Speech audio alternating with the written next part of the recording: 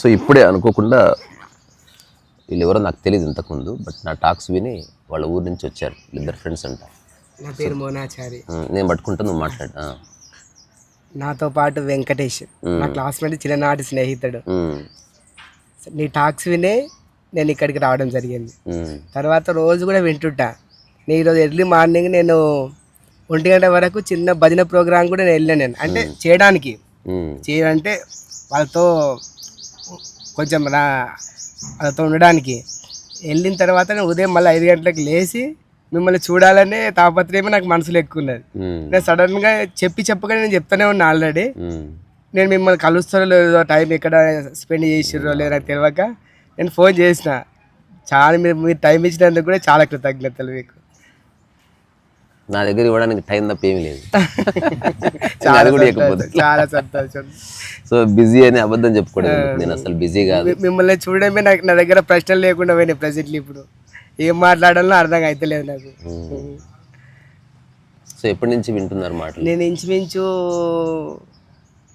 సంవత్సరం కావచ్చేమో. అది సడన్గా నేను యూట్యూబ్ వెతుకుతుంటే ఎన్నిసార్లు యూట్యూబ్ వచ్చినాయి, ఇదేం లే అన్నట్టుగా కూడా తీసేసిన సందర్భాలు కూడా చాలానే ఉన్నాయి.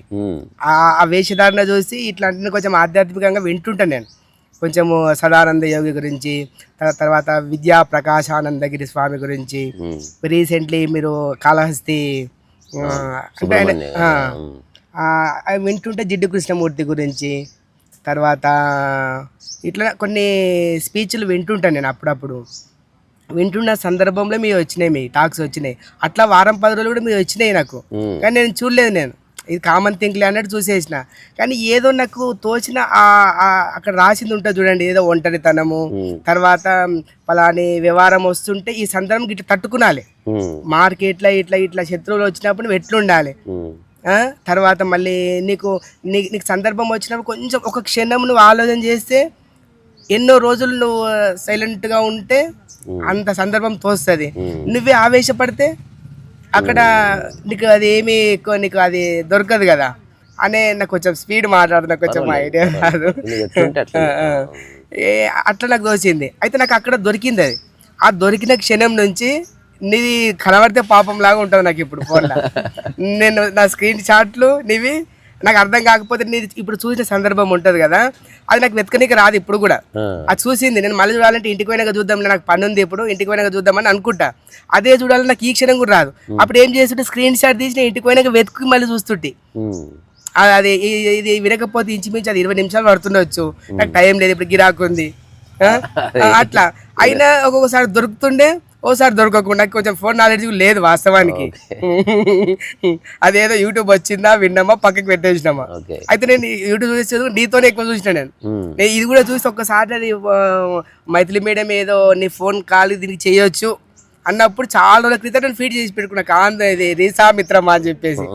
ప్రెసెంట్ ఇప్పుడు ఇక్కడికి వచ్చిన తర్వాత ఫోన్ చేసిన అంతే. నేను ఇంకా ఈ రోజు నాకు నిజంగా దేవుడు దర్శనమిచ్చినంత పని అయింది. మిమ్మల్ని అట్లా చూడంగానే సార్ ఆయన రా అని చెప్తున్నాను మా ఫ్రెండ్కు. అంత సంతోషం అయ్యింది నిజంగా. నేను అదే అన్న, ఆయనకి వాడు ఇంకా లోపల ఉంది వాడికి. నిజంగా ఆయన దగ్గరికి పోతే నిజంగా దేవుని దగ్గర చూసినంత ఉంటుంది. ఆయన ఏం చెప్తుండొచ్చు చెప్పకపోవచ్చు, వేషధారణ ముఖ్యం కాదు, కామన్ థింక్గా ఉంటాడు, ప్రకృతి సిద్ధంగా ఉంటాడు తను. అలా చెప్పాల్సింది ఏం లేదు. అలా మనకు ఒకసారి పోయినాక మనం ఏమేమో అడగాలనుకుంటాం, కానీ మనం ఏం అడగమడ.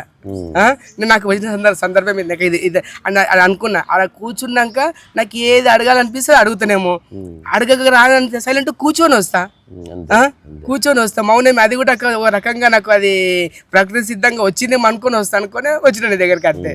కానీ మొత్తం మీద స్పెండ్ చేయాలి తను, ఈరోజు మొత్తం అంతా మంచిగా స్పెండ్ చేయాలి. కొంచెం నాకు వచ్చిన ఏదో ఒకటి ఆలాపన చేయాలి నేను అనుకున్నా. నేను ఇంకా బాగుంది సార్. మీరు అది వాయిస్తుంటే కూడా మై మర్చిపోతుంటా నేను. అయితే రీసెంట్లీ ఒకసారి శంకర్పల్లి నుంచి ఇద్దరు వాళ్ళ భార్య భర్తలు వచ్చి చూడండి, వాళ్ళ పేరు నాకు అంత ఐడియా లేదు అంతే ఇక. అయితే వాళ్ళు ఆయన వాడుతుంటే నేను మై మర్చిపోయినా అసలు. ఆయన ఏమో మొత్తం ప్రొఫెషనల్ శంకర్పల్లి అవుతుంది, శంకర్పల్లి. అయితే మిమ్మల్ని రమ్మన్నారు కూడా వాళ్ళిద్దరు భార్య భర్తలు. మా దగ్గర తప్పకుండా మీరు రావాలని చెప్పి అన్నాడు ఆయన. అందరు రావచ్చు అన్నాడు ఆయన. మొత్తం మా అందరి మేడ అందరినీ అందరు రావచ్చు అని అన్నాడు. మరి మీరు పోయి రాలేదు, నేను చూడలేదు, అది తెలియదు నాకు. ఆయన వాడుతున్నప్పుడు కూడా ఆ గలము ఆ సంతోషం కూడా నేను మైమరిచిపోయినా. ఆయన వాడుతుంటే అసలు ఈయనకు వస్తుంది అన్నంత పనే ఉన్నది. ఆయన వాడుతుంటే హై పిచ్లో వాడడము అది ఏంది అసలు. అది ఇంకోటి ఆ ఏజ్ లో అంత థ్రిల్ పొందుతుండే ఆయన, కుర్చీల మీద కూర్చుండే ఆయన. కానీ నాకు చాలా సంతోషం అనిపించింది. అయితే జీవితం ఈ రకంగా గడపాలి కదా. నాకు కూడా అనిపించింది. ఆల్రెడీ 40 సంవత్సరాలు వచ్చినాయి, పిల్లలు పెద్దగా అవుతారంటే అవుతారు, వాళ్ళ పని వాళ్ళు చేస్తుంటారు. వాళ్ళకి తొవ్వ చూపెట్టాల్సి వాడు ఎంత చూపెట్టాలి. ఇప్పుడు అవతల కోటీశ్వరుడు కూడా వాడు కూడా తొవ్వని చూపిస్తాడు, మనం 10,000 సంపాదన కూడా తొవ్వని చూపెట్టాలి. ఇప్పుడు వాళ్ళతో పోల్చుకుంటే మనం ఇప్పుడు ఏం చేయాలి? ఇంతకు పని చేస్తున్నాము, ఇప్పుడు 10 రూపాయలు ఎవరికి మనం అప్పు లేదు, మనం ఎట్లా జీవితం గడపాలి అని కూడా శోధన కూడా ఏర్పడ్డది. ఇప్పుడు ప్రాపర్టీలు ఉన్నాయి. ఇప్పుడు నువ్వు ఉన్న 2 ఎకరాలు కాదు కదా, ఇంకా 20 ఎకరాలు సంపాదించి కూడా సాటిస్ఫైడ్ ఉండదు. వచ్చేది ఉంటే వస్తుంది, పోయేది ఉంటే పోతుంది. కానీ ఇప్పుడు ఎట్లా మనం తగుచేరి ఎట్లా చేయాలి? ఇప్పుడు మంచిగా ఉన్నాయి, మనం ఇప్పుడు తిరగాలి, చూడాలి, మంచి వాళ్ళని సందర్శించాలి. ఇప్పుడు ఒక దేవుని దగ్గరకు పోతే నిజంగా అది ఇస్తాడో ఆ రూపాన్ని చూసి మనం పరవశం అవుతామో లేదో, కానీ మన మధ్యనున్న మేధావులను కలవాలి. ఇట్లా కలుస్తున్న దానికి ప్రాధాన్యత కాదు, మనకు ఆత్మ పరిశీలనగా సాటిస్ఫైడ్ ఉంటుంది.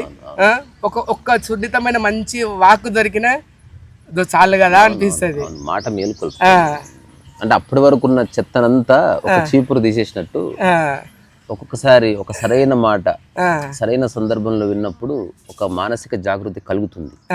అది సత్యం. కానీ అది నాకు ఇప్పుడే కలవాలంటే కలగదు. ఎప్పుడన్నా కలగొచ్చు. అయితే నేను రోజు చూసేది కూడా వీడికి కూడా చెప్పలేదు, మా ఫ్రెండ్కి కూడా నేను కామన్ గానే ఊరుకున్నాను. నేను రోజు చూస్తారా అని చెప్పి గుడి దగ్గరనే చెప్పిన. రోజు చూస్తాను ఇట్లా ఈ రకంగా చూస్తానన్నమాట. నేను వీడికి వచ్చినాక కూర్చున్నాకనే వెల్లడించిన తనకు కూడా. ఒకసారి నేను మాటలు అన్నా, అసలు ఈ మేధావి దగ్గరికి పోవాలిరా, ఎప్పుడు టైం ఇస్తాడో ఏమో.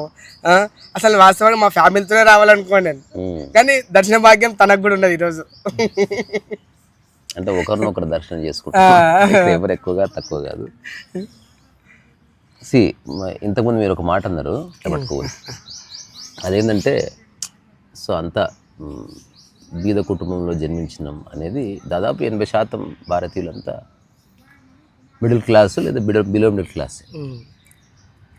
నేనేమంటే మనకి ఆర్థికంగా బీదరికం ఉండొచ్చు, కానీ మానసికంగా బీదరికం ఉండకుండా చూసుకోవాలి. ఆధ్యాత్మికత అంటే you are rich in the mind. అంటే అట్లీస్ట్ నీ యొక్క భావాల్లో ఒక సహృదయత ఉంది, ఒక విశాలత్వం ఉంది, అది ఉండాలి.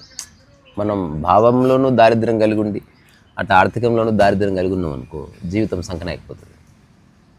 సో ఇప్పుడు ప్రపంచంలో నీ దగ్గర ఉన్న లేదా నీ చుట్టూ ఉన్న అన్ని సెటిల్ అయి ఉన్నాయి, ఒక్కటి సెటిల్ కాలేదు, అది నీ మైండ్ అంతే. అది సెటిల్ కాదనుకో మొత్తం చెడిపోతుంది, అది మొత్తాన్ని తప్పుగా చూస్తుంది. ఇప్పుడు దానికి కోపం వచ్చినప్పుడు టీవీ కూడా ఎత్తి కిందేస్తారు, అది తప్పుగా ఉపయోగించబడుతుంది. అందుకని ఫస్ట్ మానసికంగా ఉన్న దౌర్బల్యాలన్నిటినీ మనం సమయం ఇచ్చైనా సరే క్లియర్ చేసుకోవాలి, దాని గురించి ప్రశ్నించాలి. సరైన ప్రశ్నకి జవాబు పుస్తకంలో దొరకకపోతే, ఫ్రెండ్స్ దగ్గర దొరకకపోతే, అట్లా దానికి జవాబు ఇవ్వగలిగే వాళ్ళు ఎంత దూరం ఉన్నా వెళ్ళి కలవాలి. ఒకవేళ వాళ్ళు ఇచ్చింది మనకు నచ్చకపోతే వాళ్ళని దూషించడానికి లేదు. ఏమో మనకి నచ్చే జవాబు, మనకి సూట్ అయ్యే జవాబు ఎవరిస్తారో ఎక్కడి నుంచి వస్తుందో తెలియదు. చిన్న విషయం చెప్పండి.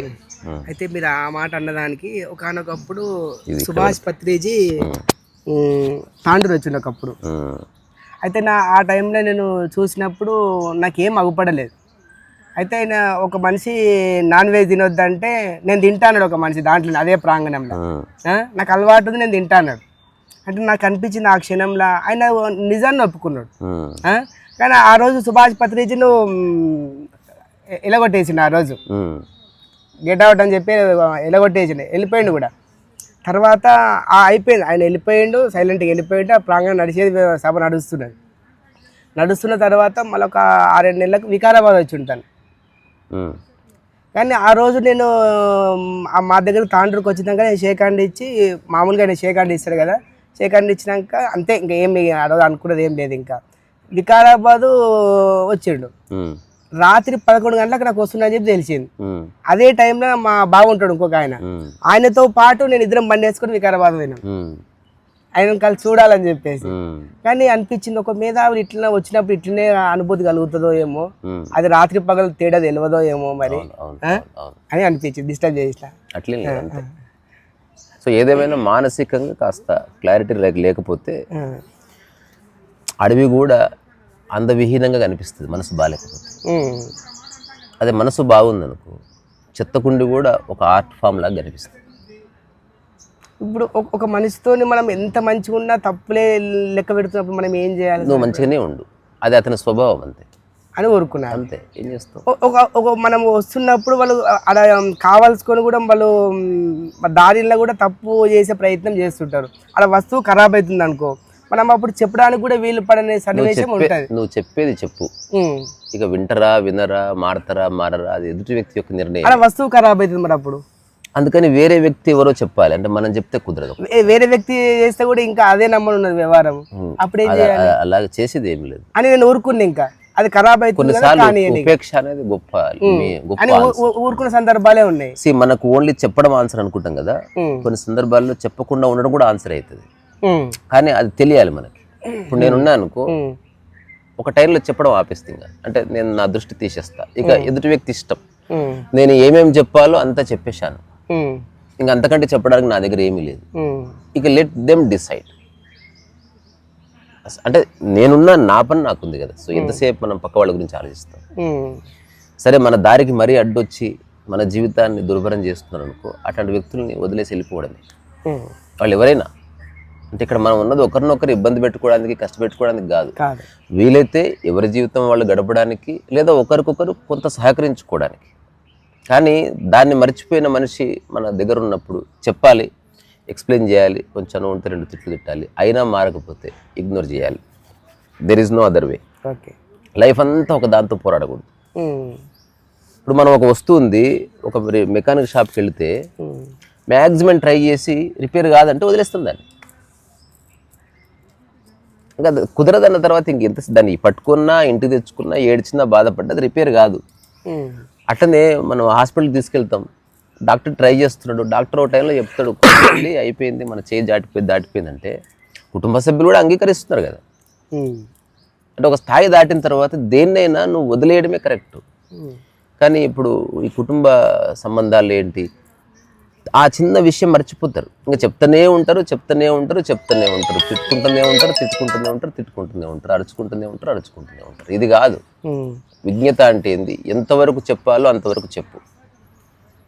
అందులో అన్ని ఎదుటి వ్యక్తి ఎవరైనా సామభేద దండోపాయాలు నువ్వు ఏదన్నా ఎలాగైనా చెప్పడానికి ట్రై చేస్తున్నావు. నీ ఉద్దేశం ఒకరిని ఇబ్బంది పెట్టడం కాదు, ఒక విషయాన్ని ఎక్స్ప్లెయిన్ చేయడం. ట్రై చేయి. ఎప్పుడైతే తెలిసిందో ఆ ఎదుటి వ్యక్తి ఇక తను మారడానికి సంసిద్ధంగా లేడని చెప్పకుండా ఉండు, అది కూడా చెప్పడమే. లాస్ట్ చెప్పడం ఏంది, చెప్పకుండా ఉండడమే. నేను ఇప్పుడు అడిగితే నేనేం చెప్తాను, ఇక నీకు నచ్చింది చేసుకో అని చెప్తాను గౌరవంగా, అలాగని నాకేం కోపం ఉండదు. వాళ్ళ ఇష్టం, వాళ్ళు అట్లా జీవించాలనుకుంటున్నారు, మనమేవరం దాన్ని అడ్డు చెప్పడానికి. కానీ ఆ రకంగా చెప్పి మీరు కామన్ థింక్ ఉంటారు, అది మాకు సాధ్యం అయితే లేదు. అదే నాకు ఎవరి మీద నాకేం మమకారం లేదు, అనురాగం లేదు, దేని పట్ల ఏమీ లేదు. అది మాతోని సాధ్యం అయితే లేదు. ఏదన్నా ఉంటే తాత్కాలికంగా మాత్రం ఉంటుంది. ఎక్కడ పడుకొని వచ్చినావు దయ్యం?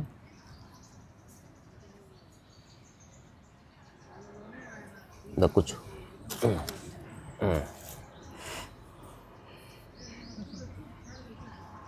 సో దేన్ని మనం పర్మనెంట్గా పట్టుకొని వేలాడితే చెడిపోతుంది, కాసేపే.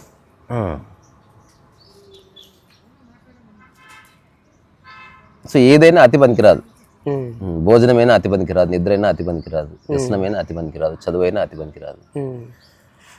దేని గురించి అతిగా ఆలోచించినా మైండ్ చెడిపోతుంది. సో ఎంత అవసరమో అంత అన్నది ఎవరు నిర్ణయిస్తారు? ఇప్పుడు ఎన్ని నీళ్ళు తాగాలి ఎవరు చెప్తారు? నీకు తెలుస్తుంది బాడీ. నీళ్ళు తాగితే బాగుందని తాగుతూ పోయినావు అనుకో, నీకు బ్లాడర్ చెడిపోతుంది అట్లా. అందుకని నాకు తెలిసిందల్లా ఒక్కటే, మనం ఇక్కడ ఎవరిని మార్చలేమని తెలిసి ఒక ప్రయత్నం చేయడమే తప్ప నేను చెప్తే మారుతారని నాకేం నమ్మకం లేదు. ఎవరో చెప్తే నేను మారలేదు కదా, నాకు అనిపిస్తే నేను మారాను. ఇప్పుడు ఎంతమంది చెప్పినా నాకు పని మీద శ్రద్ధ రాలే. ఒక టైంలో ఎవ్వరు చెప్పలేదు, నాకు కొంత శ్రద్ధ ఏర్పడ్డది. కొన్ని విషయాలు నాకు ఏ పుస్తకంలో దొరకలేదు, నాకే అర్థమైంది. అది వెంటనే ఆచరించి చూసిన. అప్పుడు నాకు అనిపించింది అందరూ నాలాంటి వాళ్ళే. ఎంతమంది చెప్పినా వాడెందుకు మాడతాడు? బికాజ్ వాడి మనసులో ఇంకేదో పురుగు తిరుగుతుంది ప్రస్తుతం. ఇప్పుడు మన మాటలు రుచించవు, అసలు వినరు. పక్కనే కూర్చున్నా వాడు వింటలేడు. ఆ టైంలో సాక్షాత్తు దేవుడే వచ్చి చెప్పినా నీకేమయ్యా మస్తు చెప్తావు దేవుడిని అని చెప్పి వాడు ఎలగొడతారు తప్ప, అరే వీడు చెప్పే దాంట్లో ఏదో విషయం ఉంది, అసలు ఆచరించి చూద్దాం, కొంతకాలం ఇలా జీవించి చూద్దామన్న ఒక స్పృహ కలగదు. ఇది తప్పు కాదు, అలాగే ఉంటుంది. ఇప్పుడు నా యొక్క హోల్ అప్రోచ్ ఏమిటంటే, ఏది ఎలాగైనా ఉండని ముందు నువ్వు ప్రశాంతంగా ఉండు. చెప్పాలనిపిస్తే చెప్పు, సరి చేయాలనిపిస్తే సరిచేయి, కానీ దాన్ని పర్సనల్గా తీసుకోకు. నేను చెప్తే నువ్వు ఎందుకు వినవు అని నేను బాధపడకూడదు. నేను చెప్తే వినకుండే ఉండే రైట్ వాళ్ళకు ఉంది. మనం ప్రశాంతంగా ఉండాలి. నేను ప్రశాంతంగా ఉండి చెప్తాను. ఒకవేళ వాళ్ళు వినకపోయినా నా ముందు వాళ్ళు పతనమైనా నేనైతే డిస్టర్బ్ కాను. అంటే నాకే బాధ లేదు, అది వాళ్ళ ఇష్టం కదా. ఒక వ్యక్తి అది వాళ్ళ ఇష్టం, అదొక ప్రత్యేకమైన ప్రాణి. అది మనం ఎవరని చెప్పడానికి. సరే మనుషులం కాబట్టి మనకి మాట అనేది మాధ్యమం ఉంది కాబట్టి, కమ్యూనికేషన్ ఉంది కాబట్టి చెబుదాం. అలాగని ప్రపంచంలో అందరికీ ఏం చెప్పవు. నీ కుటుంబ సభ్యులు అనుకున్న వాళ్ళకి, నా అనుకున్న వాళ్ళకి చెప్తావు. బట్ నా పర్సనల్ ఒపీనియన్ ఏంది, ఏదో టైంలో చెప్పడం ఆపడం కూడా చెప్పడమే, చివరి చెప్పడం. అది వినప్పుడు ఆపడం, చెప్పాల్సినంత చెప్పిన అని నిర్ణయించుకున్న తర్వాత ఇంకా చెప్పకూడదు.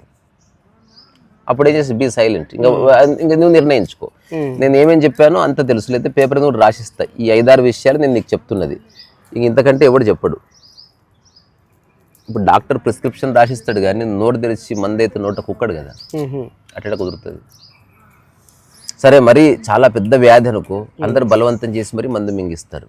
కానీ వాడు మందు మింగుతున్నా అని చెప్పి లోపలికి వెళ్ళి అబద్ధం చేసి చెప్పి ఆ మందును పడేసాడు అనుకో, అది వాడి కర్మ, వాడే బాధ్యుడు, మనకు సంబంధం లేదు.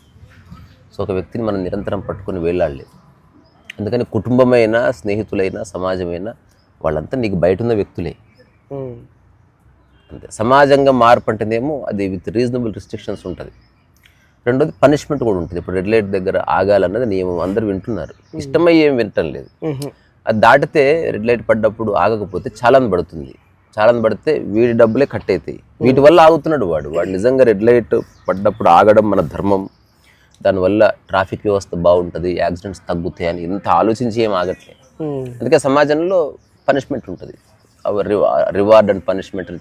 అది మన కుటుంబ సభ్యులు పనిష్మెంట్లు ఏమి ఉండవు కదా, అందుకని ఒక చిన్న లీనియన్స్ ఉంటుంది. ఏ వీడియోలో మస్తు చెప్తూ ఉంటాడు అట్లా. అందుకని ఏదేమైనా మనం ఇప్పటికిప్పుడు కోటీశ్వరులం కాలేం, ఇప్పటికిప్పుడు విద్యావంతులం కాలేం, ఇప్పటికిప్పుడు మన శరీరాన్ని అందంగా కాంతివంతంగా మార్చుకోలేం. ఒక్కటే మనం మార్చుకోవచ్చు, అది మన ఆలోచన సరళి మాత్రమే. ఇక ఏది నువ్వు మార్చలేవు.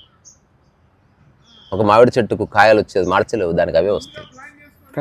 సీజన్స్ను మార్చలేవు, ఈ పొల్యూషన్ తగ్గించలేవు. మహా అంటే నువ్వు కొంత కాంట్రిబ్యూట్ చేస్తావు, కానీ ప్రపంచవ్యాప్తంగా ఉన్న పొల్యూషన్ నువ్వు ఎట్లా తగ్గిస్తావు? కానీ ఒక్కటి మార్చవచ్చు, అది ఒక్కటి నీ చేతులు ఉంది. మన ఆలోచన విధానాన్ని మనం మార్చడానికి ఒక అడుగు వేయకపోతే అప్పటి వరకు నువ్వు సృష్టించుకున్నదంతా నిరర్థకంగా తోస్తుంది. ఇది కొన్ని 100 మంది జీవితాలు నేను దగ్గరగా చూసిన. వాళ్ళ దగ్గర అంతా ఉంది, సరైన మనసు లేదండి. Just that's all. మంచి మంచి బిల్డింగ్లు ఉన్నాయి, కానీ ఒక రకమైన డల్నెస్ ఉంది. ఎవరైనా బంధువులు వస్తే ఆ గంట సేపు కాస్త ఎంజాయ్ చేస్తారు, పోతుంటే బాధేస్తుంది. ఎందుకంటే ఏకాంతాన్ని భరించలేరు. ఆ అందమైన గోడలు, ఆ షాండ్లియర్స్, లేకపోతే ఇంట్లో ఉన్న పెయింటింగ్ ఏది చూడట్లేదు. అసలు పొద్దున్నే సూర్యకాంతి వస్తుంది, ఓ ఫ్లవర్ వచ్చింది, అసలు నువ్వు ఏది చూసే శక్తి కోల్పోయినావు. బికాస్ నీ ఆలోచనలే నిన్ను జలగల్లాగా పట్టి పీడిస్తుంటుంది. నువ్వేం చేస్తావు? అందుకని ఆధ్యాత్మికత అంటే ఏదేదో చేయడం కాదు, సర్వీస్ చేయడం కాదు, అన్నదానం చేయడం కాదు. Change your psychological tendencies. వాటిని చూడు. నీ ఆలోచన ప్రవృత్తిలో ఒక సరళత తీసుకొని రా. ఒక గంభీరత ఉంటుంది, అది తీసేసి నాని అనే ఉంటుంది, అది తీసేసి చూడు. మైండ్ అటు తీసేస్తున్న కొద్దీ మైండ్ అనేది రివీల్ అవుతూ ఉంటుంది. ఇప్పుడు గంగానది క్లీన్ చేయాలంటే ఏం చేస్తారు? ప్లాస్టిక్ వస్తువులు తీసేస్తారు. ఆ తర్వాత అక్కడి నుంచి బురద వస్తుంటే అది కాలువను ఆపేస్తారు. ఎవరో సబ్బు లేకుండా స్నానం చేస్తున్నారు, స్నానం చేయొద్దంటారు. గంగానదిని ఏం చేయాల్సిన అవసరం లేదు, అది బాగానే ఉంది. ఇవన్నీ ఆపేస్తే గంగానది ఫ్రెష్ అవుతూ ఉంటుంది. అట్లా మన మనసు కూడా బాగానే ఉంది అది, మనం విడగొట్టుకుంటున్నాం. కానీ రకరకాల కాలువలు వచ్చి కలుస్తున్నాయి మనసులో. కుటుంబం అనే కాలువ వచ్చి కలిసింది, దుర్గుణాలు, ఒక వ్యక్తి గురించి క్యారీ చేస్తున్న ఒపీనియన్స్, ఇవన్నీ కలిసి మనం చూసే శక్తిని, సరిగ్గా వినే శక్తిని, సరిగ్గా ఆలోచించే శక్తిని కోల్పోతున్నాం. ఇది నా అబ్జర్వేషన్. ఇప్పుడు నేనైతే ఒక నిర్ణయానికి వచ్చిందా, ఎవ్వరు ఎలాగైనా ఉండని, నేను నా చివరి క్షణం వరకు నేనైతే ప్రశాంతంగా ఉంటుంది. నా యొక్క కనీస ధర్మం. మనం అంటాం కదా కనీస ధర్మం, పిల్లలకు అన్నం పెట్టడం మన కనీస, అట్లా కాదు, ముందు నువ్వు ప్రశాంతంగా ఉండడం కనీస ధర్మం. అక్కడి నుంచి ఏదైనా చెయ్యి, లేకపోతే నువ్వు అంత చెడగొట్టిన వాడివే అవుతావు. నువ్వు సృష్టించుకున్నదంతా వల్లకాడుగా మారిపోతుంది నీ మనసులో, ఏ కాంతి కనబడదు. బికాస్ మైండ్ గ్లూమ్ అయిపోయిన తర్వాత, ఇది ఎట్లంటే కళ్ళు దొబ్బిన తర్వాత నువ్వు సూర్యకాంతిని ఏం చూస్తావు, నీ చేతుల్లో పట్టుత్వం తగ్గిన తర్వాత ఏ వస్తువుని పట్టుకుంటావు. అట్లాగే నీ ఆలోచన విధానం బాగలేనప్పుడు నువ్వు దేన్నైనా ఏం ఎక్స్పీరియన్స్ చేస్తావు. ఎక్స్పీరియన్స్ చేస్తున్నదే నీ మనస్సు అనే ఒక కోణం నుంచి. నిద్రలో మనస్సు లేదు కదా, ఏ ఎక్స్పీరియన్స్ లేదు చూడు. ఒక మరణించే వాడికి మనసు వెళ్ళిపోయింది, ఏ ఎక్స్పీరియన్స్ లేదు. ఏదో రోజు ఈ శరీరం శుష్కిస్తుంది, డెత్ బెడ్ మీద ఉంటుంది. అప్పుడు కూడా యాజ్ ఎ మైండ్గా క్లారిటీ ఉందనుకో, నువ్వు ఒక అనుభవాన్ని, ఎక్స్పీరియన్స్ని నువ్వు స్వాగతించవచ్చు. బికాజ్ మైండ్ బాగుంది కాబట్టి. ఈ ప్రపంచంలో మిస్టరీ అనేది మైండ్ ఒక్కటి, ఇంకా వేరేదేది లేదు. అన్ని పుస్తకాలు, అన్ని సినిమాలు, ఆ తర్వాత రకరకాల సిద్ధాంతాలు, గురువులు చెప్పిన మాటలన్నీ మైండ్ అనే దాన్ని సరి చేసుకోరా బై అనే చెప్తున్నారు. ధ్యానం చేస్తున్నావు, ఏం చేస్తున్నావు, చెట్లకు పూలు రావాలని చేస్తున్నావా, నీ మైండ్ని చూస్తున్నావు. యోగా చేస్తున్నావు, మనస్సు శరీరం యొక్క కలయిక. మనస్సు అనేది ఎందుకు వచ్చింది, మనసే ఇంపార్టెంట్. శరీరం మంచిగానే ఉంది, కానీ బాడీని కదిలిస్తే, ఒక పద్ధతిలో కదిలిస్తే మైండ్ని కాస్త ఇన్వాల్వ్ చేస్తుంది. మెల్లగా వేరే ప్రవృత్తి నుంచి మళ్ళీ సరైన ప్రవృత్తిలోకి వస్తుందని తెలుసుకున్నాడు. ఏదైనా శ్రద్ధగా చేయాలి, శ్రద్ధగా ఎందుకు మళ్ళీ మనసు వచ్చింది. ప్రతి చోట మనసు అనేది ఒక ఇంపార్టెంట్ రోల్ ప్లే చేస్తుంది. అటెన్షన్, ఏది అటెన్షన్, బాడీ ఎక్కడే ఉంది, మైండ్ ఎక్కడో ఉంది. ఆ మైండ్ని పిలవాలి. పోలీస్ ఆఫీసర్ విజిల్ వేస్తాడు, ఎందుకు, మైండ్ ఎటో పోతుంది. ఆ విజిల్ శబ్దం విని మైండ్ వస్తుంది. It's all about mind. ఈ చిన్న విషయాన్ని మిస్ అయిపోయి ఏదెందో సవరిస్తున్నారు. ఫస్ట్ ఇల్లు సవరించకు, మైండ్ సవరించు. మైండ్ సవరణకు వస్తే ఆటోమేటిక్ ఇల్లు సరి చేయబడుతుంది. నువ్వు ఎవరిని మార్చలేవు, నువ్వు మారు. నీ అంతిమ లక్ష్యం నువ్వెట్లున్నావు అనేదే ఉండాలి. ఇది బాగుంటే మిగతావన్నీ చక్కదిద్దొచ్చు. నేను చూసిన వాళ్ళు బాగా లేకుండా ఎంత చక్కదిద్దాలని ప్రయత్నం చేసినా కుటుంబం చెడిపోయింది. నేను నా కళ్ళతో చూసిన, ఒక సాక్షిగా చూసిన, రోజు చూసిన, కొన్ని సంవత్సరాలు చూసిన. ఎప్పుడు ఆ పరిధిలోకి వచ్చినా అసలు వీళ్ళు చేస్తున్నారు కదా, ఏమైనా మార్పు వచ్చిందంటే నేను గమనించిన అసలు ఏ మార్పు రాలేదు.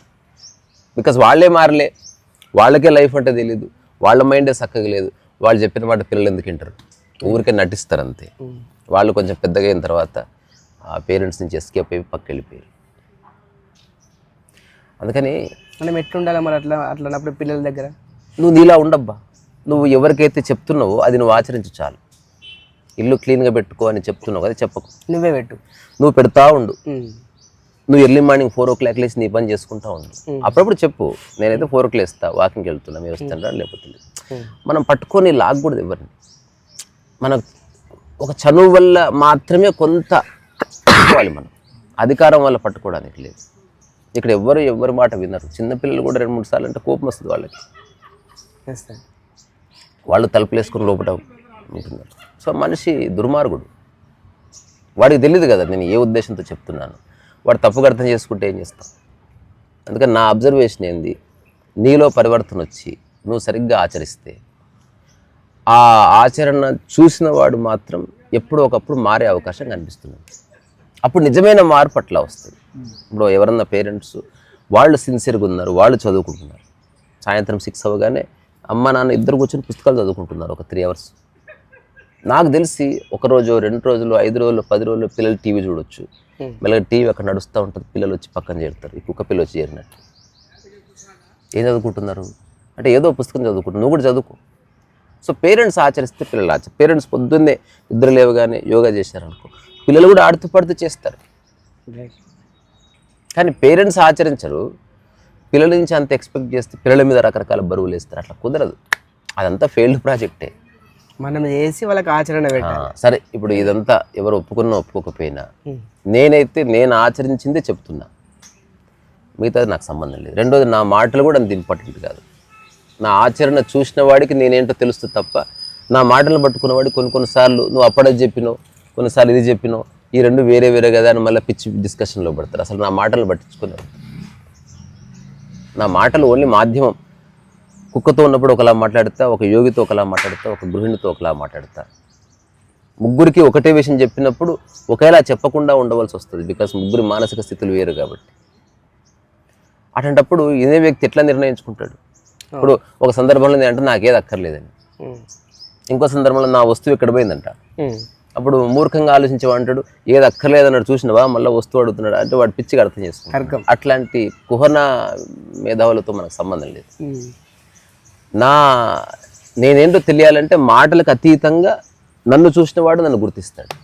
నా మాటలు పట్టుకున్నవాడు కొంత పట్టుకోవాలి. ఎందుకంటే మాటలు అనంతంగా ఉన్నాయి. ఇప్పుడు నేను చెప్పినంత కొన్ని వేల గంటల టాక్స్ ఉంటుంది. అందులో నేను ఎక్కడ ఉంటా, విషయం ఉంది, ఎదుటి వ్యక్తి కూడా ఉన్నాడు. ఎవ్వరూ లేకుండా నేను చెప్పిన విషయాలు ఒక 1% ఉంటాయి నా YouTube talks. They are the authentic reality of me. కానీ అది ఎదుటి వ్యక్తికి ఎట్లా తెలుస్తుంది? ఏది ఒరిజినల్ వీడియో, ఏది వేరే వాళ్ళతో చేసింది, ఏది ఒక అజ్ఞానితో మాట్లాడింది, ఏదో ఒక మూర్ఖంతో మాట్లాడింది, సందర్భాలను బట్టి.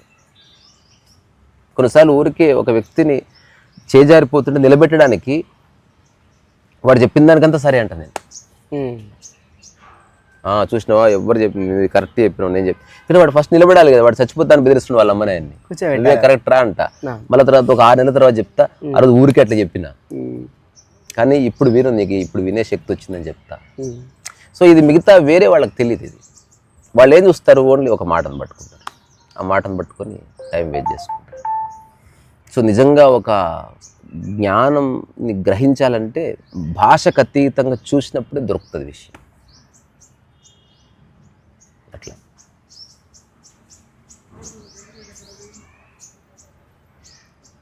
ఒక టాక్లో కామిగాక మోక్ష కామిగా అనలేడన్న మాట నాకు అర్థం కాలేదు. అది అంటే కామం అనేది ఇప్పుడు మనకి ఆకలి అనేది అవసరం.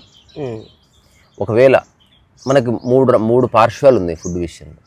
ఫుడ్ లేనివాడు ఫుడ్ గురించి ఆలోచించడం, ఇది ఒక పార్శ్వం.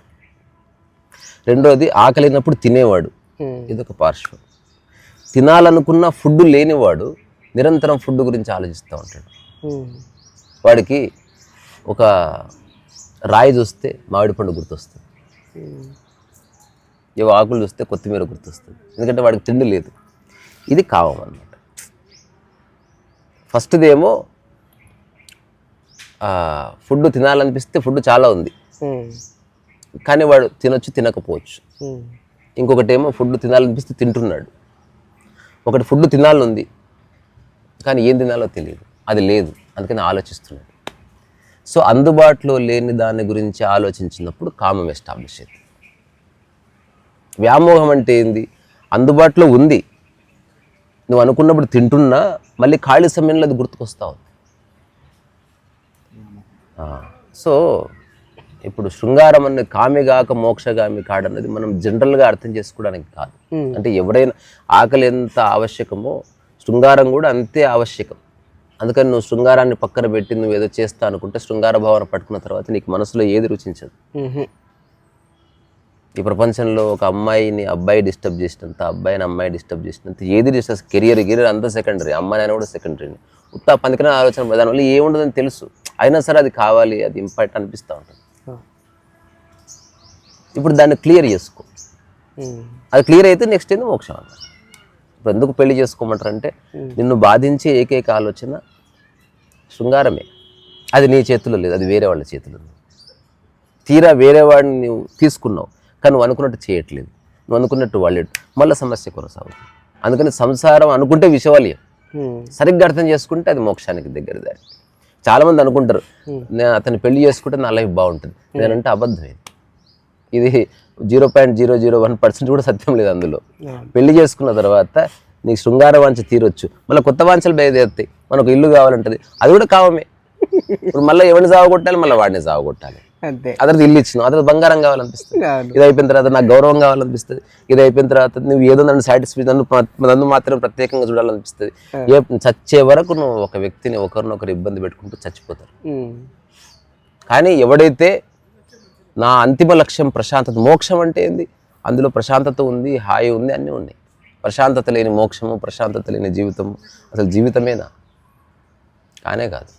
ప్రశాంతత అంటే ఎవరు గుర్తులేరు నీకు, జస్ట్ నువ్వు మాత్రమే ఉన్నావు, ప్రకృతితో అనుసంధానమే ఉన్నావు, ఏది ఉంటే అది అంగీకరించే స్థితి కలిగి ఉన్నావు.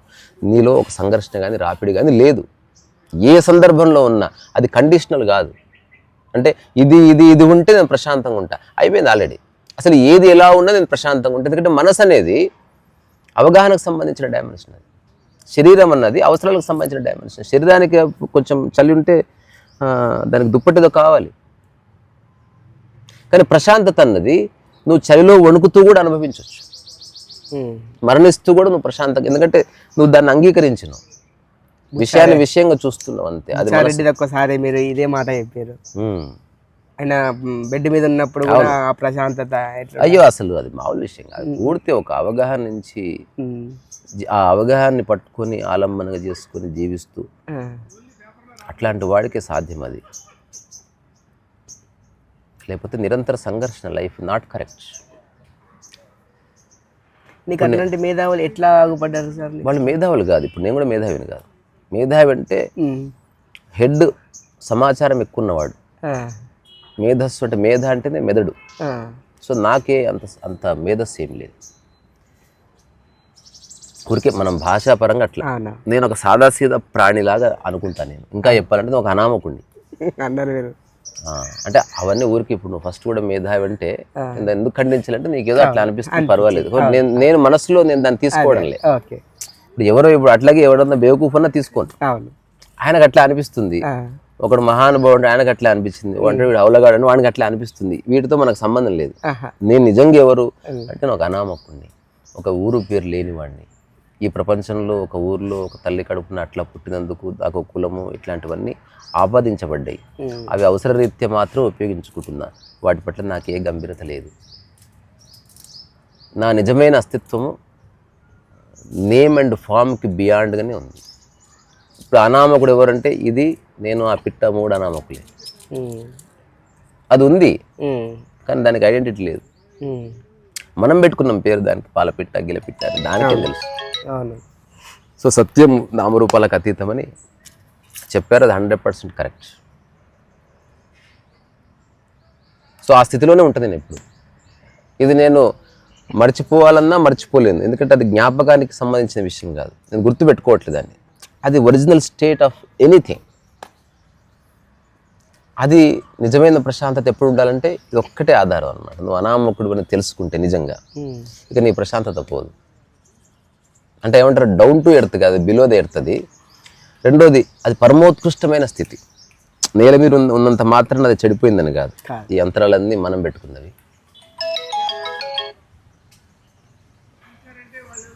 సో ఇప్పుడు నా టాక్స్ యొక్క సారాంశం అంతా రాని నేను మళ్ళీ చేస్తా, కొంచెం ఊరికి వచ్చితే మళ్ళీ చేస్తాను మీకు. ఓకే చూస్తాను. నా టాక్స్ యొక్క సారాంశం అంతా లేనిది ఇవ్వడం కాదు, ఉన్నదాన్ని పరిచయం చేయడమే. ఇప్పుడు చాలా ఆశ్రమాల్లో గురువులు లేనిది ఇస్తారన్నమాట. ఒక కొత్త లోకము, ఒక గొప్ప శక్తి, లేకపోతే ఇంకేదో నచ్చుతుంది. ఎలాగో భూమి మీద ఎలాగూ లేవు, అట్లీస్ట్ అవన్నీ పొందుదామని పోతారు పాపం. అసలు ఉన్నదాన్ని ఫస్ట్ చూడు. అది బాగుంది, మీరు చెప్పే స్పెషాలిటీ అది. ఇప్పుడు ఇది ఉంది, దాంట్లో ఏదైతే ఉందో అదే నాలో ఉంది, అదే ఇంపార్టెంట్. ఇప్పుడు దాని దగ్గర బంగారం లేదు కానీ దానికి మంచి గాఢ నిద్ర ఉంది. ఎంత బ్లెస్డ్ సోల్ అది.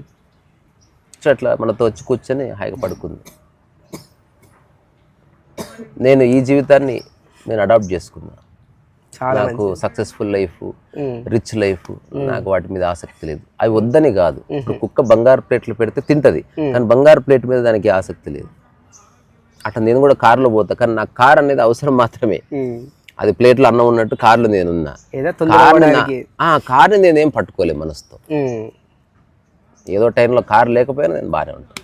సరే, ప్రపంచంలో ఉన్నందుకు మనకు కొంచెం ప్రాపంచిక జ్ఞానం ఉన్నందుకు అదే ఆవశ్యకమని గుర్తించి నేను దాన్ని తీసుకున్నాను తప్ప, అది లేకపోతే మన లైఫ్ లేదు, అది ఉంటే మన గుర్తింపు, అది ఉంటే మన కులంలో మనకు ఒక పేరు ఉంటుంది, అందరికంటే పెద్ద కారు ఉండాలి, 1111 నెంబర్ ఉండాలి, ఐడెంటిటీ. అసలు ఇదంతా అబద్ధం. కార్ అనేది జస్ట్ ఇటు నుంచి అటు పోవడానికి. అది బెంజ్ కానీ దానమ్మ ఏదన్నా కానీ కూర్చు ఫరకనే పడుతుంది.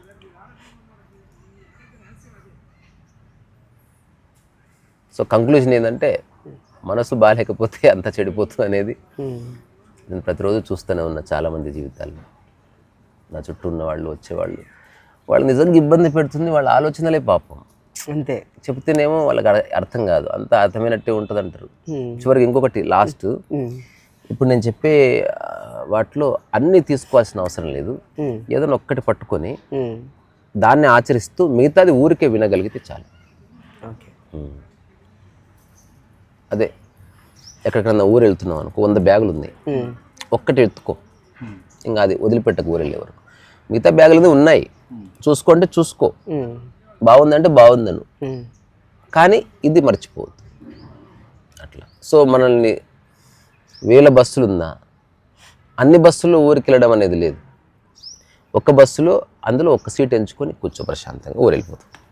మిగతా బస్సులు అన్నీ లేవా ఉన్నాయి, మిగతా బస్సులు చూడొద్దా, కిటికీలు చూడు, కార్లు పోతున్నాయి చూడు, కానీ దాంట్లో దుంకకు, ఇది వదిలిపెట్టకన్నట్టు అట్లా. ఇప్పుడు నేను చెప్పే వాటిలో ఏదైనా ఒకటి పట్టుకోవాలంటే, నువ్వు నిజంగా ప్రశాంతంగా ఉండాలంటే అన్నీ అశాశ్వతమైనవి గుర్తించు, వాటితో బంధం ఏర్పాటు చేసుకోకుండా ఉపయోగించుకో. ఇప్పుడు దీన్ని వదిలిపెట్టక ఇంకా అంతే. ఎవరికైనా ఏదైనా చెప్పు, ఒప్పించకు. ఒకరు నీ మాట విన్నా వినకపోయినా నువ్వు ప్రశాంతంగానే ఉండు. ఇది పాడేది ట్రై చేయి, ఇంకా మిగతా ఉన్నదిలే. ఇంకా ఎవరున్నా లేకున్నా నీ ఉన్నావన్న స్పృహ మర్చిపోకు. నీవు ఉన్నావు. ఇప్పుడు ఉదాహరణకి హఠాత్తుగా మీరందరూ మాయమైపోయారు, స్టిల్ ఐఎమ్ హియర్, నేనున్నాను. సో అందరూ ఉన్నా ఎవ్వరు లేకపోయినా నీ పని ఏదో అది నువ్వు కొనసాగించు. ఇది అందరూ ఏం చేస్తారు, అందరు పోగానే వాడు పని ఆపేస్తాడు, మెల్లగా స్టార్ట్ అవుతుంది. ఎందుకంటే వాడి మైండ్ అంతా వేరే వాళ్ళని పట్టుకొని ఉంది. తాత్కాలికంగా మాత్రమే మనిషిని పట్టుకో. మనం ఎట్లయితే ఫోన్ పట్టుకుంటాం వదిలేస్తున్నాం, పట్టుకుంటున్నాం వదిలేస్తున్నాం, మళ్ళీ పెడతాం. అట్లనే మనిషిని కూడా నిరంతరం పట్టుకో, అది బరువు అయిపోతుంది. ఒక వ్యక్తి సమక్షంలోకి పో, కాసేపు మాట్లాడు, చెప్పాల్సినదో చెప్పు, వినాల్సినదో విను. 1-2 అడుగులు వెనక్కి వేసిన తర్వాత ఆ మనిషి ఎవరో కూడా మర్చిపో. ఒక్క 10 అడుగుల తర్వాత పుస్తకం చదువుకు అసలు తెలియదు, అది ఒక్కడే ఉన్నావు, ఆల్వేస్ నువ్వు ఒక్కడే ఉన్నావు అన్న సంగతి మర్చిపో. నీ దగ్గరికి ఎవరు వస్తారో వాళ్ళు నీ ప్రతిబింబాలుగా వస్తున్నారు. వైఫ్ వచ్చినా, కూతురు వచ్చినా, బిడ్డ వచ్చినా, ఎవరు వచ్చినా వాళ్ళు నీ ప్రతిబింబం వస్తున్నారు. అప్పుడు అద్దం దగ్గరకు వచ్చారు కాబట్టి చూస్తున్నావు. ఒక 3 అడుగుల దూరం పోయావా వాళ్ళని మర్చిపో. ఇట్లాంటి వాడు నిజంగా చూసుకుంటాడు. లేకపోతే నీకు స్ట్రెయిన్ వచ్చేసి కుటుంబాలన్నీ ఏం చేస్తున్నాయి, ఒకరి మీద ఒకరికి అంతులేని అపోహలు, అంతులేని కోపాలు, ఎన్నెన్నో కంప్లైంట్స్. బాలేదు, అస్సలు బాలేదు. ఇది జనరల్గా చెప్తున్నా. కొన్ని కుటుంబాలు బాగుండొచ్చు, ఒకవేళ బాగున్నాయంటే కారణం వాళ్ళ పనేదో వాళ్ళకుండి సరదా కలుస్తూ ఉండాలి ఆ కుటుంబాలు. ఒకరి విషయాల్లో ఒకరు జోక్యం చేసుకోకుండా ఉంటే అందుకు బాగున్నాయేమో కుటుంబాలు. అదర్వైజ్ ఒకరికొకరు చెప్పుకొని, ఒకరినొకరు ఆక్షేపించుకొని, ఒకరి మీద ఒకరు మనసులో ఏదో పెట్టుకొని ప్లెజెంట్గా లేకుండా మూర్ఖత్వం పరాకాష్ట. అది సరే, ఎవరు ఎట్లన్నా ఉండని. నేను ఎప్పుడు అనుకుంటా, ఇప్పుడు ఉదాహరణకు ప్రపంచం అంతా ఎవరికి ఆకలి కాలే, నీకు ఆకలి అవుతుంది కదా, నువ్వు తినాలి కదా. అట్లా ప్రపంచం అంతా అశాంతితో ఉన్నా నాకు సంబంధం లేదు, నేనైతే ప్రశాంతంగా ఉంటా. ఆ ప్రశాంతతలో వీలైతే ఇద్దరినన్నా శాంతంగా మారుస్తా, ట్రై చేస్తా. మారకపోయినా నేను ప్రశాంతంగానే ఉంటా. ఇది నా జీవితాదర్శం. ఇది నేను సోషల్ రిఫార్మిస్ట్ని కాదు, నేను సోషల్ వ్యారియర్ని కాదు. నేను ఒక సాదాసీదా మనిషిని. నాకు లిమిటేషన్స్ ఉన్నాయి, అవి నేను గుర్తించిన. అలాగని నా లిమిటేషన్స్ని చీల్చుకొని నేను ఏవో కొత్త సిద్ధాంతాలు లేకపోతే నినాదాలు క్రియేట్ చేసి, డబ్బు క్రియేట్ చేసి, ఒక మూమెంట్ క్రియేట్ చేయాలని కూడా అనుకోవట్లేదు. చేయలేదని కాదు, దానివల్ల ఉపయోగం లేదని నాకు అందులో లోపల ఏం మార్పు ఉండదు. నువ్వు కొంతవరకు ఫూల్ చేయొచ్చు జనాలు ఎంతవరకు.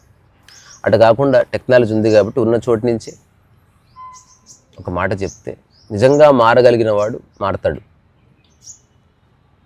మారినా మారకపోయినా నాకే ప్రాబ్లం లేదు.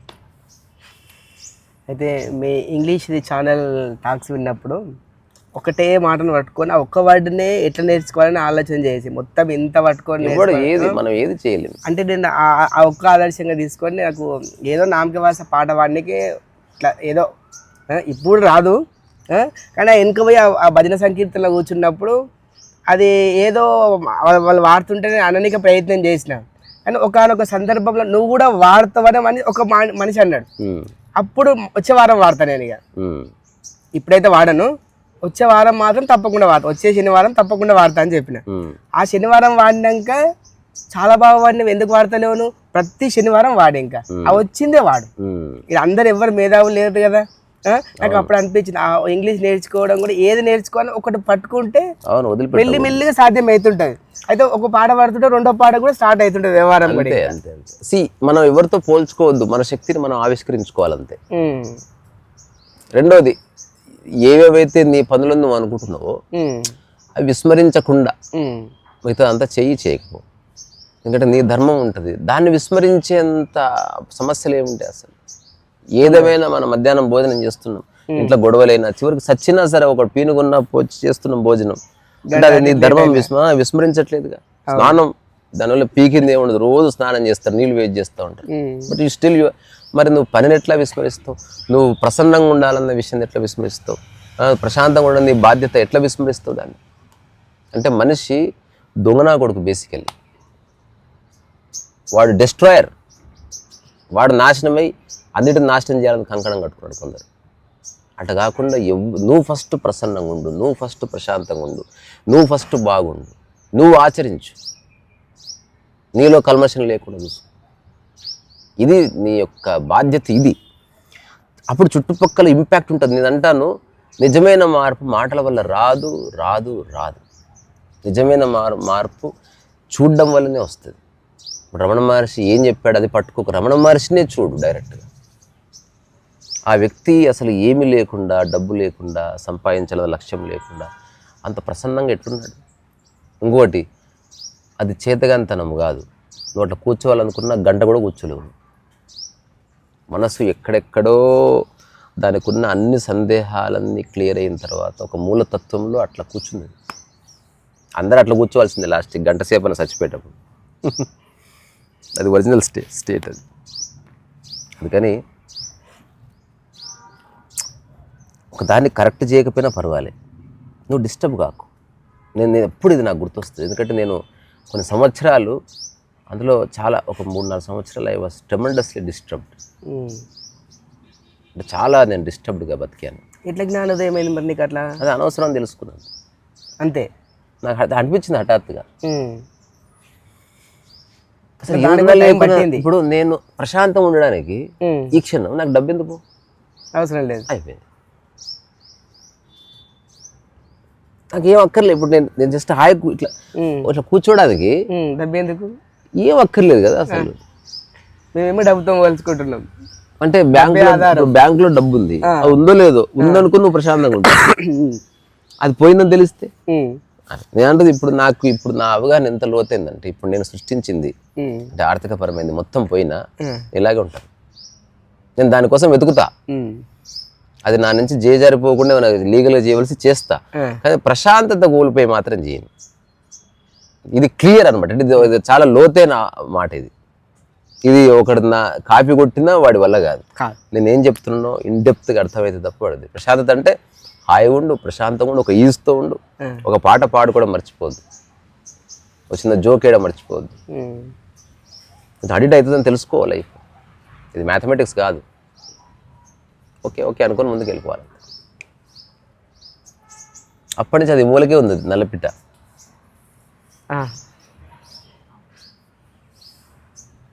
అక్కడే ఉంది తెలుసా అది. మేబీ దాని గురించే చెప్తున్నావు అని అర్థమైందని వస్తుంది.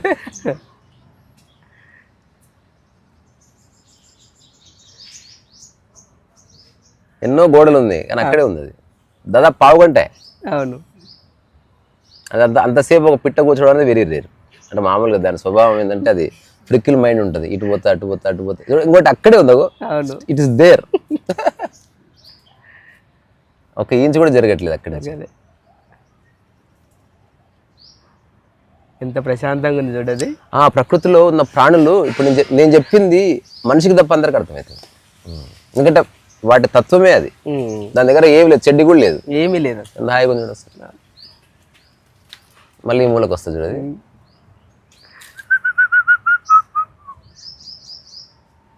వచ్చింది.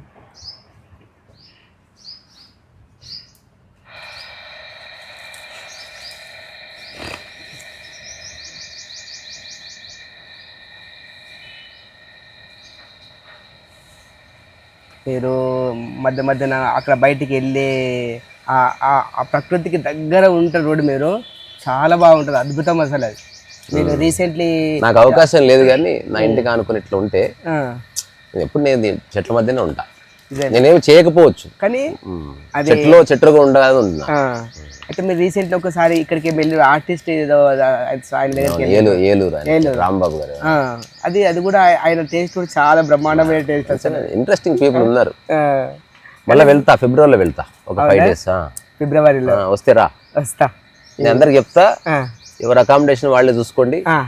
ఒక 4-5 days ఎవరు క్యాన్వాస్లు తెచ్చుకొని ఒక ఆర్ట్ వర్క్ షాప్ చేస్తా అక్కడ. మనం కొంతసేపు మనం చేసే పని కొంచెం భిన్నమైనవి నేర్చుకోవాలి. ఒక రోజు 1 గంట సేపు పాట నేర్చుకో, దానివల్ల ఏదో అవార్డు వస్తుందో లేకపోతే కాదు, ఊరికే కొత్తది మనసుకు పరిచయం చేయాలి. ఎంతసేపు మా వాడు ఇట్లా, మా అక్కిట్లా, మా డాడీ, ఏంది న్యూసెన్స్ అసలు. వేస్ట్ టైం, బర్బాద్ అయిపోతుంది, లైఫ్ సంకన అయిపోతుంది అసలు. ఉంటే ఉండంతి, చలో రైట్. అంతే. ఇప్పుడు నేను ఒక నిర్ణయానికి వచ్చిన ఎగ్జాంపుల్, నేను ఎవరికైనా చెప్పాను అనుకో, అసలు నవ్వుతూ ఉండొచ్చు కదా. ఇప్పుడు నాకు ఒక అవగాహన వచ్చింది అనుకో, వాళ్ళు ఉండరని తెలిసింది అనుకో, ఇంకా నేను చెప్పాను, ఇంకా అది వాళ్ళ ఇష్టం, ఇంకా నాకు సంబంధం లేదు. అంతే, నేను బాగుంటా అంటే ఎవరి ఇష్టం వాళ్ళది. అంతే, నీ ప్రజాదరణ చెప్పడం వరకు మన ధర్మం. అది కూడా ఒక స్థాయి వరకే, ఎక్కువ చెప్పడానికి కూడా చెడిపోతుంది. టమాటా ఎక్కువ బిస్కినా చెడిపోతుంది, పండు ఎక్కువ బిస్కినా చెడిపోతుంది. పిల్లలని జోకొట్టే ఉద్దేశంతో గట్టి కొడితే వాడికి జ్వరాలు వస్తాయి.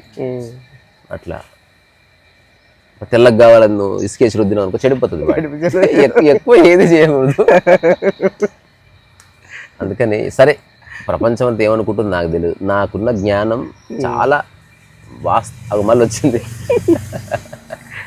అది ఏమంటారు, వర్తమానానికి సంబంధించింది, వాస్తవికతకి సంబంధించింది తప్ప ఏదో ఉంది, ఎటో పోవాలి, అక్కడెక్కడో ఏదో ఉంది, దానికోసం ఇది చేయాలి, ఇది త్యాగం చేయాలి, అట్లేం లేదు. నువ్వు జస్ట్ నీ మూర్ఖత్వాన్ని త్యాగం చేసాలు.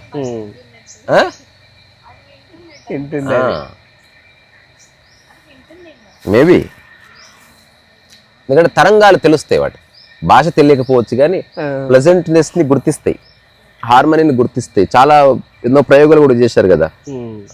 మంచి ఫ్లూట్ వాయిస్తుంటే ఆవులు, జంతువులన్నీ వచ్చి నిలబడతాయి. ఇప్పుడు అది పాము నాగస్వరం వాడుతుంటే కూడా ఆ తరంగాలకి దానికి వినబడదు, నాగస్వరం వినబడదు, ఆ తరంగాలు ఇది టచ్ అవుతారు. టచ్ అయినప్పుడు చూస్తుంది. తర్వాత అట్లా ఇట్లా పై కిందికి ఎందుకంటది అంటే, ఆ తరంగాలు ఎక్కువైనప్పుడు ఒకలాగంటది, పడిపోయినప్పుడు ఒకలాగంటది. మనం కూడా డాన్స్ చేస్తున్నాం అనుకో, డాన్స్ చేస్తలేదు, అది తరంగాలకు అనుగుణంగా బాడీని కదిలిస్తుంది అనమాట. స్టూడియోకి వెళ్దాం పదండి, వెళ్ళి ఒక కాసేపు ఉన్న తర్వాత మీరు ఉండండి, నా పని నేను చేసుకుంటా, మీ పని మీరు.